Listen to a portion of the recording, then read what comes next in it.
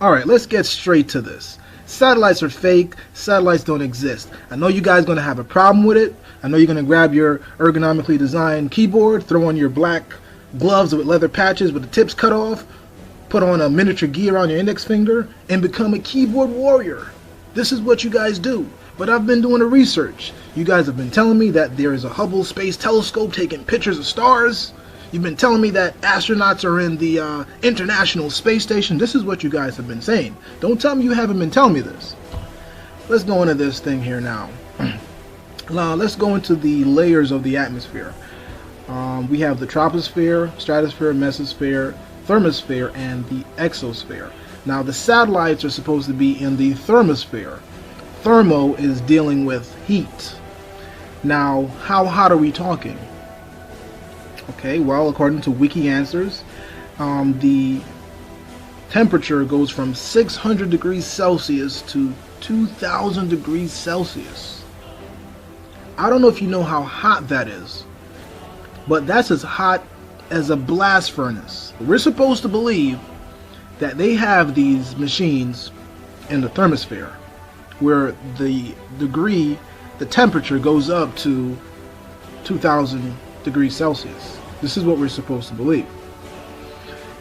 Some people might have thought that the higher we go up in the atmosphere, the colder it gets. Well, that's not the truth. According to them, it gets hotter, as we can see here. This is the troposphere, stratosphere, mesosphere. And then we go all the way up here. It gets hotter and hotter. So someone has to explain to me, how do you have satellites in the hottest layer of the atmosphere? I'll wait. Now, I want to just draw something here. As you can see, this is the ISS. It's from 330, somewhere around here, to 435.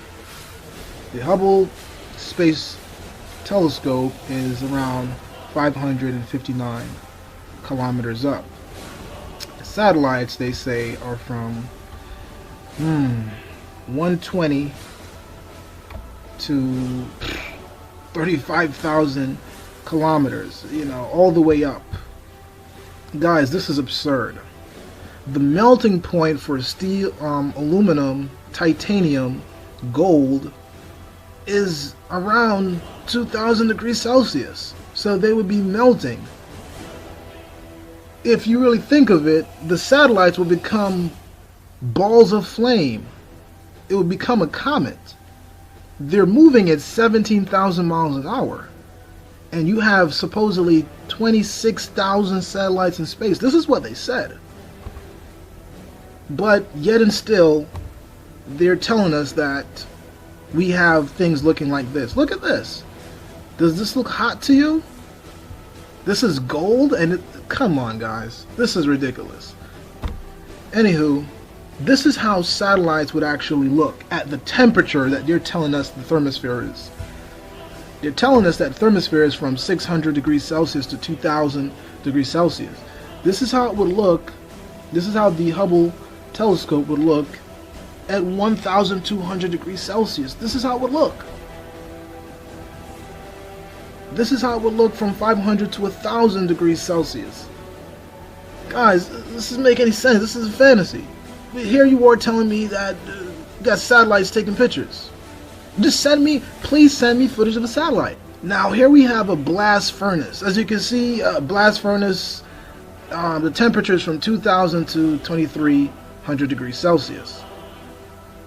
With a blast furnace, you create iron from putting ore into it, and then you blast it with air. This is how the satellites would look if they were really in space, but they're not, because they're fake. They don't exist. Have you ever seen what a satellite is supposed to look like? You have computer graphics to show you what they look like. And satellites are supposed to be past low Earth orbit. Look at how far GPS satellites are supposed to be. There's even satellites in an orbital state in geosynchronous orbit that are very, very far away from the Earth. So not only are you looking at computer-generated images right now, you're looking at computer-generated images of the Earth. When satellites are supposed to be past low Earth orbit, wouldn't it be kind of cool to have a real picture of the Earth for these illustrations? Satellites are supposed to be past low Earth orbit, and by now there should be thousands of pictures of Earth from space. Why would you ever substitute that for fucking computer-generated crap? Why are billions of people okay with these images and the lack of photos of Earth from space? Why can't we have a real picture of the Earth that is not supposed to be a composite? Why can't we have that? NASA gets billions of dollars. Is that really too much to ask? Now here's an image of the Earth that people use all the time. It is not even supposed to be real. It's a composite, and it's been shown how this is made.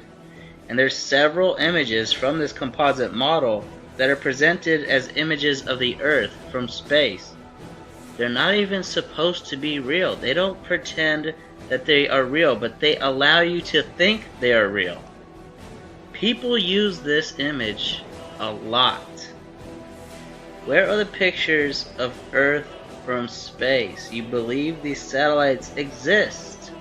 Why can't you give me pictures of the Earth from space? They're fucking right there. They're old technology. They can't take a picture of the Earth? Your beloved satellites that you believe and you'll defend till the end of your life? You have no problem with no pictures of Earth from space existing? And this image is important. That picture of Earth is from Apollo 17, and you're showing it your entire life, and they still show it in news articles today, and they're going to continue to show this image in the news for the following decades to come. They're never going to stop showing you this image to represent Earth. They're not even talking about Apollo 17 in these articles. They use that image, the same image, which is in every single science book, the same image which you've been shown your entire life. They're going to continue to use it in news articles in the future. This is 2014. You're probably watching this in 2015, and you're still going to see this image all year long, and you're not going to think about it.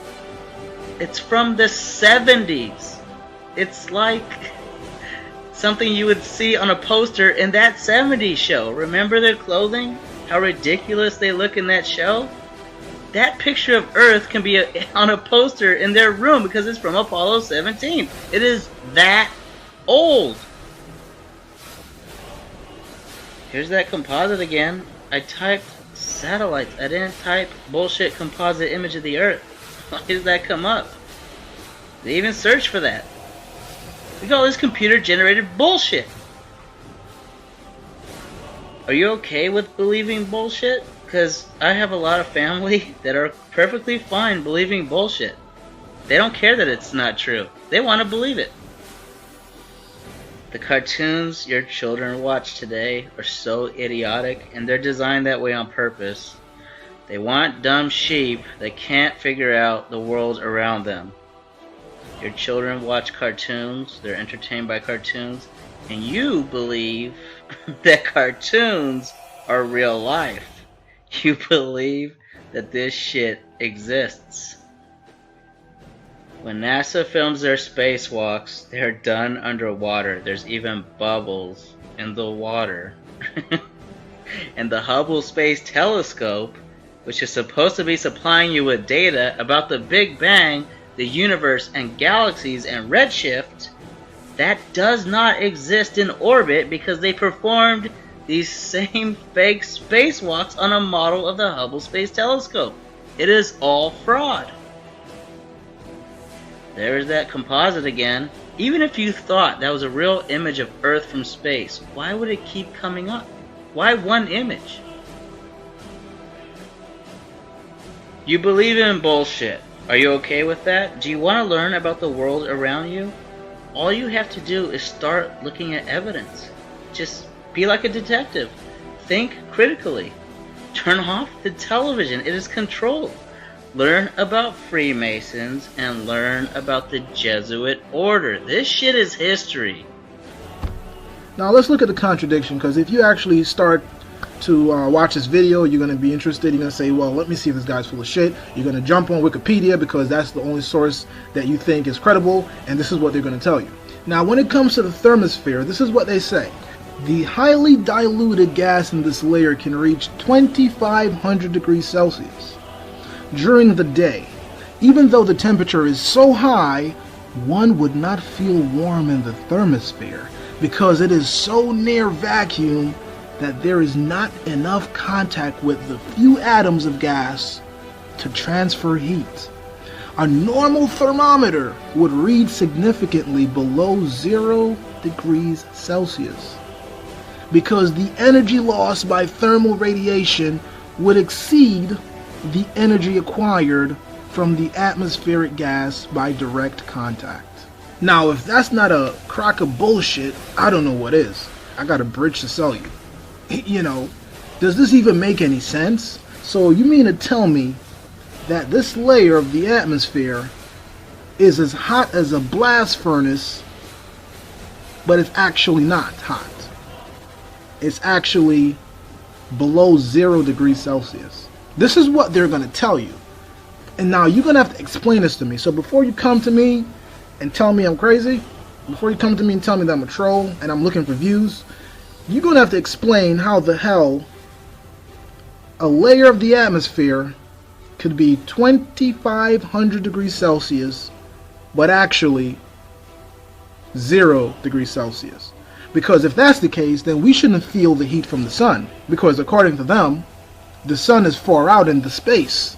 It's far out in the vacuum. So you have to explain to me, how do we feel the heat from the sun? Someone has to explain this. I'll wait. I'll wait for someone to explain this, because I know you guys are geniuses. You guys are intellectuals that's watching this video. You guys are smarter than I am, right? So you're going to have to explain to me how we feeling the heat from the sun. But here we have a layer of the atmosphere that's supposedly hot, but because it's in the vacuum, it's not hot.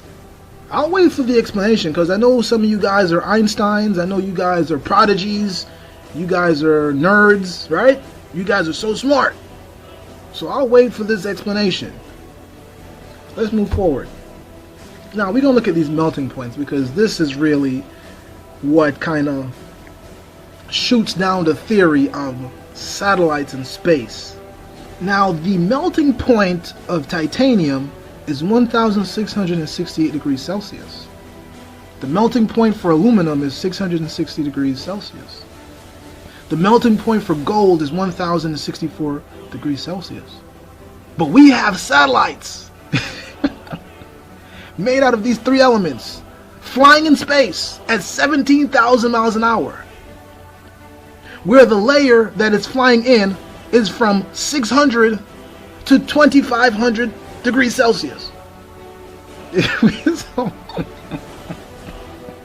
You guys have to explain this, because I know you guys are going to have a problem with this video.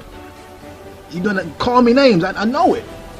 But you have to explain to me how we have satellites in an atmosphere that's up to 2,000 degrees Celsius, but all the elements that it's made of can melt at 1,000 degrees Celsius. And now here's a picture of the Hubble Space Telescope. This is in the friggin' thermosphere, and this is how it looks. You guys have no problem with this. And of course you have rocket propulsion. Now, I didn't even write any notes for this one, because this one is so ridiculous. So you mean to tell me they're using rockets in space, but they said that in space is a vacuum? How are you pushing against nothing? It doesn't make any sense. Alright, let me give you an example. Let's say you have a boat. Now with a boat, you have the oars or the propeller. The propeller or the oars are pushing against water. Let's say you take the boat outside of the water, and you're still, pushing the propeller or spinning the propeller, and you're still, rowing the boat, you're not going to go anywhere. That's the same principle for rockets. In the Earth's atmosphere, you have an atmosphere to push against. So when you blast a rocket, you'll go forward.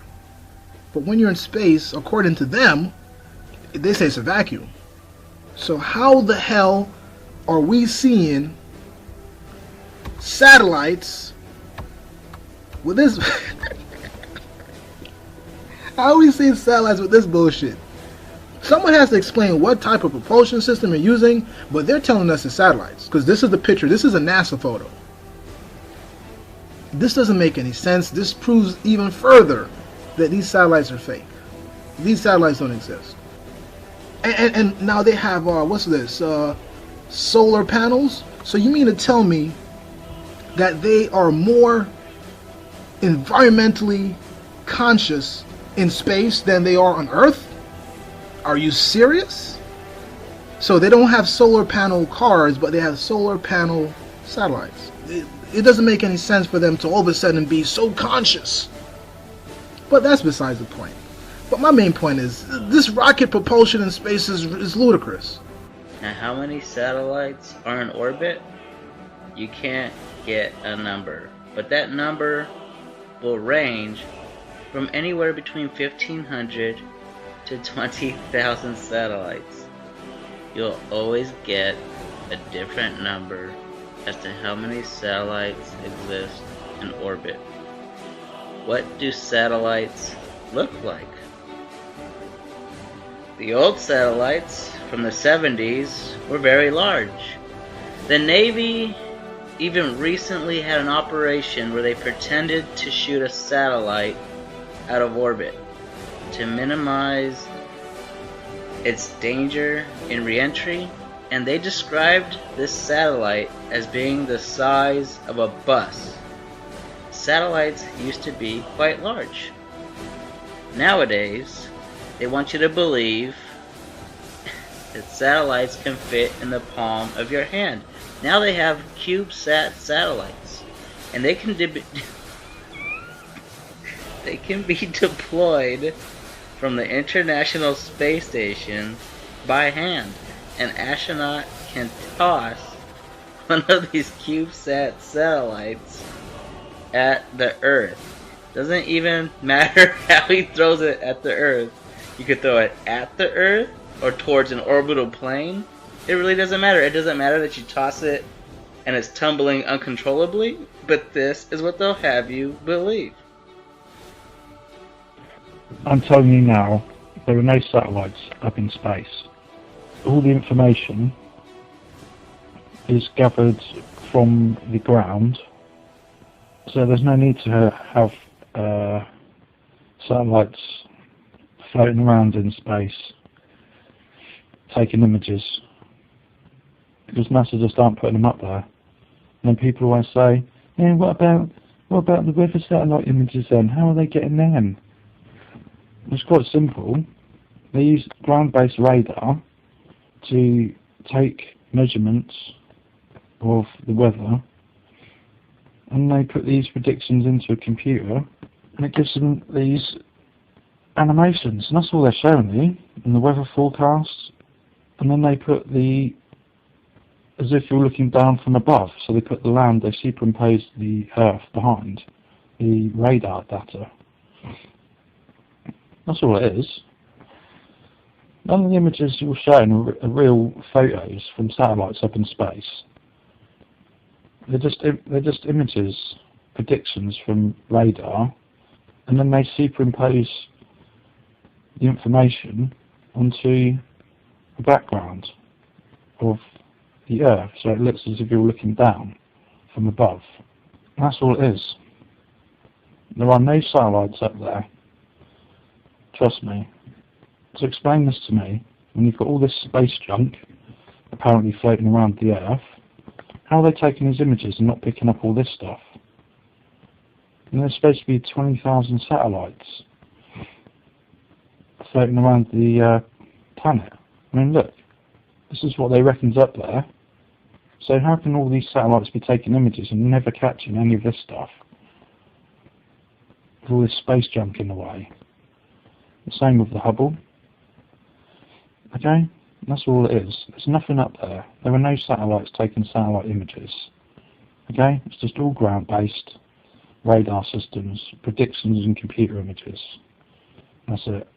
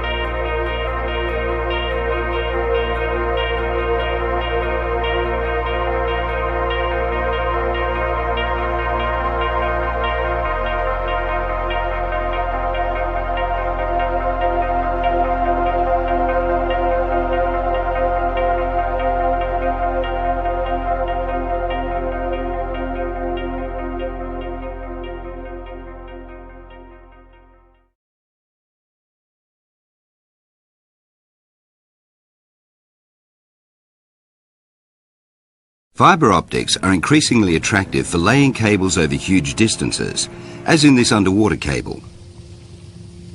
Because a conventional coaxial cable becomes weakened or suffers attenuation, repeaters are needed every 4 or 5 kilometers to boost the signal. The lower attenuation of optical fibers allows for much longer lengths to be spliced together and buried at sea. Fiber optics that are less than a millimeter thick are bound together and protected by armored cladding. To prevent snags from shipping, the cable is then buried by this submersible sea plough. Over such lengths, fiber optics still need to use some repeaters, converting optical to electrical signals, boosting them and then converting them back to optical. But once the final connections are made, the optical fibers will carry many times the amount of information as the traditional coaxial fiber.